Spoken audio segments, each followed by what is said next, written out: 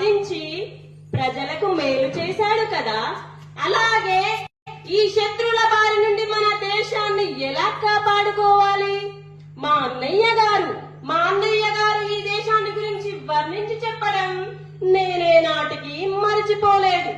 దేశం దేశం అన్న పదం నా హృదయాన్ని తాకుతుంది. నా దేశాన్ని గురించి తలుచుకోగానే హిమాలయ ఉత్తుంగ పర్వతాలు ఆకాశాన్ని తాకుతున్నాయా అన్నట్లు నా కళ్ళకు కనబడుతున్నాయి.